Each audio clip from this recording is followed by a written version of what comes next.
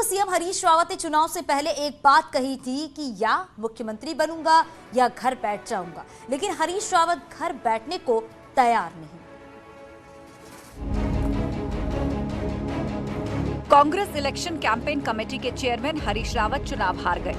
दोबारा मुख्यमंत्री बनने का सपना टूट गया, लेकिन हरीश रावत शायद अपनी कही बात भूल गए हैं। चुनाव से पहले हरीश रावत ने कहा था कि या तो मुख्यमंत्री बनूंगा या घर बैठ जाऊंगा, लेकिन अपनी पार्टी और पार्टी की हार के बावजूद हरीश रावत हार नहीं मान रहे और मुख्यमंत्री न बनने के बावजूद घर बैठने को तैयार नहीं है। जब जनता ने ही जो है वो चीज नहीं रखी तो वो सवाल तो अब पुराना हो गया। अब कोई नया सवाल है, अब तो कांग्रेस को सत्ता में लाना है 2027 में, उसकी बात मुझसे करिए।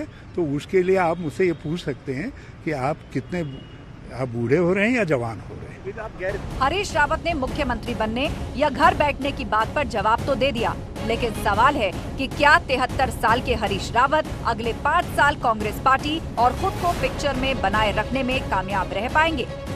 तो बीजेपी कह रही है कि हरीश रावत को कांग्रेसी नेता ही घर बिठाएंगे। निश्चित ही प्रासंगिक हैं और बहुत मेहनती व्यक्ति हैं।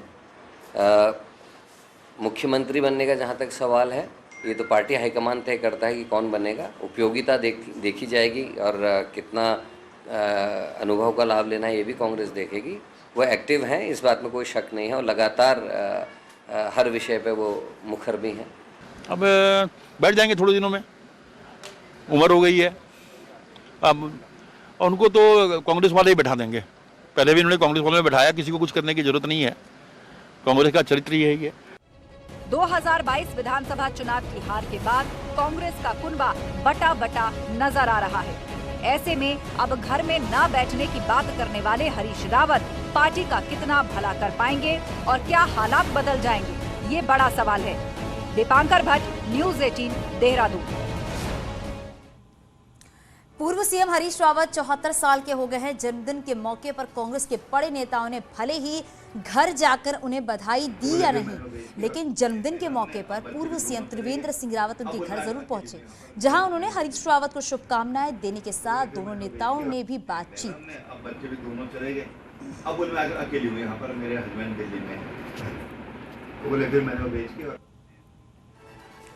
देहरादून में स्थित बद्रीनाथ केदारनाथ मंदिर समिति के ऑफिस में अचानक मंत्री सत्यपाल महाराज पहुंचे, जहां पहुंचते ही मंत्री महोदय का पारा 7वें आसमान पर पहुंच गए और मंदिर समिति के सदस्यों की जमकर क्लास लगाई।